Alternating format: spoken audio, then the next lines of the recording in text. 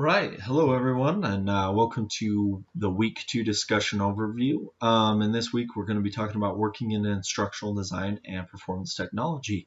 Before I get into my interview, I did want to just do a quick recap of this last week's discussion. In this last week's discussion, we kind of identified how training, isn't always the answer when it comes to fixing performance problems. Um, Susan and Rachel brought up a great point of a lack of motivation due to management issues.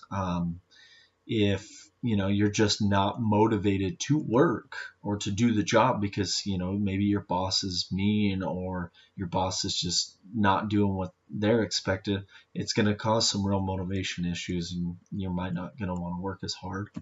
Really brought up the potential for the person in charge or whoever else to just not be the right person for the job. A person's capacity to actually do the job really makes a huge difference. James and Rebecca brought up unclear expectations based around client requests. Um, how many times have you been in a situation where you just had no idea what you were doing, yet they're expecting you to perform to this great standard, right? You got to have clear expectations, otherwise performance is always going to be lacking. Um, John brought up the great point of lowering of incentives to stay due to changes in benefits. Incentives is a huge thing when it comes to performance. If you don't give the right incentives, people might not want to stay, such as if you're getting rid of people's benefits, why would they stay when they could go somewhere else that's, going to provide better benefits? So you got to have great incentives, as well as consequences. If somebody's not performing as desired, are they being punished? And then Laurie brought up a lack of resources for employees to effectively do their job as the company requests, right? If you don't have the resources to do your job, how are you supposed to actually go and do it? All right, so let's move on to the discussion two overview. So just basically this week's discussion. So in this week, you're going to work in teams to learn more about becoming a professional in the fields of instructional design as well as performance technology. So you're going to break up into two teams. There's going to be Group A, and that's all students with the last names between A and M. And what you guys are going to be looking at is jobs related to performance technology, performance improvement, just any jobs related to that general category. And then for those students with the last name between N and Z, you'll be in Group B, and you'll be looking at jobs related to instructional design, instructional technology, e-learning instructional design, any of that. And then what you're going to do is each member of the group will post to their group's wiki page. If you haven't already taken a look at the wiki page, maybe go in, take a look at it, just become familiar with it. But what you're going to do is you're going to take the job postings that you find, and you're going to post the entire job posting. Post what the job title is, post the entire posting, and then tell us where you actually found the job. Here's just some examples of places that you can look.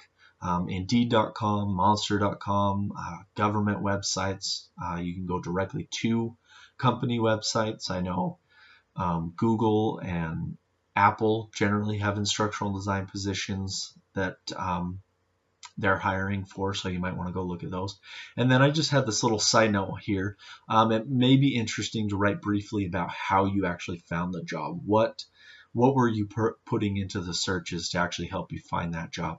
I think that could be really beneficial for people that are looking for their own job postings, but at the same time, it'll be really beneficial for those of you when you do begin looking for jobs in either human performance technology or in instructional design, so that you know exactly, okay, this is what I should be looking for. So maybe post a little bit about that as well.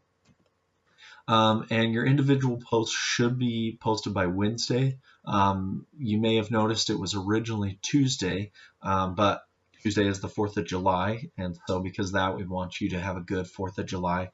So take that little bit of extra time, and post your first post by Tuesday or Wednesday instead of Tuesday.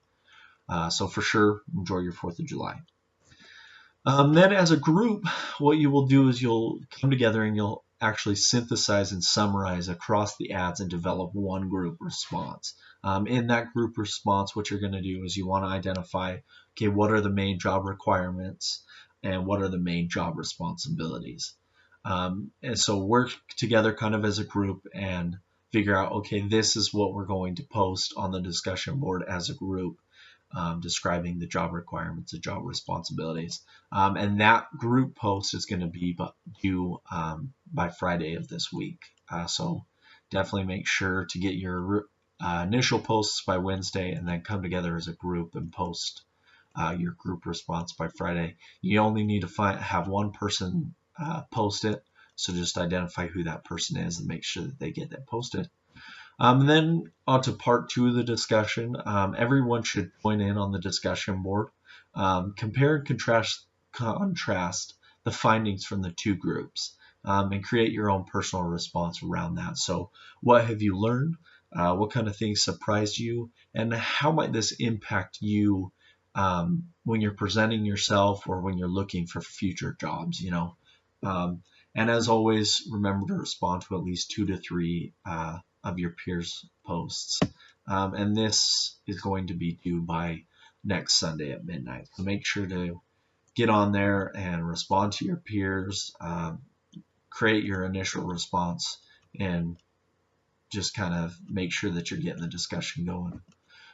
Just to recap, first post of the wiki by each individual is due by Wednesday. Your group response to the discussion board is due by Friday, and then your 2 to 3 peer responses are due by Sunday at midnight. Just want to go over the posting protocol real quick with you again.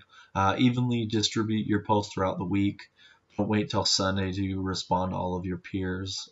Make sure that you're continuously hopping in on the discussion board and taking part in it. Again, 1 to 2 paragraphs in length. Don't write a book, but please do be as detailed as possible in your responses. Avoid short responses of no substance. Again, remember, play the devil's advocate, ask questions, keep the discussion going as much as possible.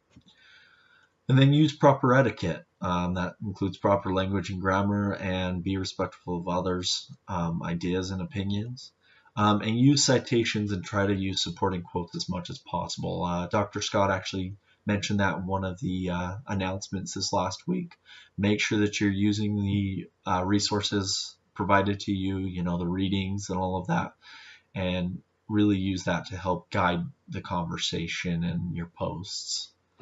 Again, here's the discussion grading rubric for you. If you haven't checked that out already, make sure to check it out. This is basically what Dr. Scott and I will look for as we're grading your discussion posts. So if you haven't gone over that, make sure to go over that.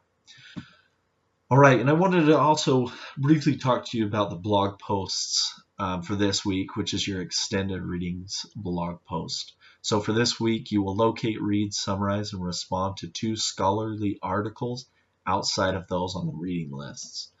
This is to give you a sense of the range of resources available to you and give you an opportunity to think critically about whether a particular source is reliable or useful for your own purposes. So as you're going through looking for these, we want you to respond or pick 2 different articles and respond to 3 types of resources. So either a research study, a theoretical model or framework, or a case study. And you can find more information about each of these in the extended readings week 2 instructions document, and that document can actually just be found under the course blogs section. So go check that out if you haven't already, as that'll give you a lot of really great instructions on exactly what is expected of you. What should be included in your posts? Do a summary of the most important points of the article or articles. Just 1 paragraph in length. Don't go completely overboard. And exactly what should be included in that first summary paragraph is also talked about in the instructions document, so go make sure to check that out. And then just kind of what is your reaction to the article? Maybe 1 or 2 paragraphs describing what that is. How do you or who do you think the intended audience is? How reliable do you believe the information is? Are there any weaknesses in their argument? And what questions or concerns do you have after reading this? And then most important, how might you apply what you have learned in these articles through in your current coursework or in future jobs and the liking. So make sure to go and fill out your blog posts. That's going to be due by this coming Sunday. So make sure to get those done. And here's the grading rubric for the blog post assignment. You'll actually be able to find that in the extended readings instruction as well. So if you're just wondering where that's at, you can go in there and you'll find it. It's at the very bottom of the document. All right. With that, if you have any questions, remember to post them in the Ask a Peer, Ask the Instructor section of the discussion board, and we'll make sure to get back to you as soon as possible. And if you have more direct questions, feel free to contact Dr. Scott or I. Here's our email addresses. So yeah, if you have any questions, just let us know, and we look forward to the discussion this week. Thanks, everybody. Bye.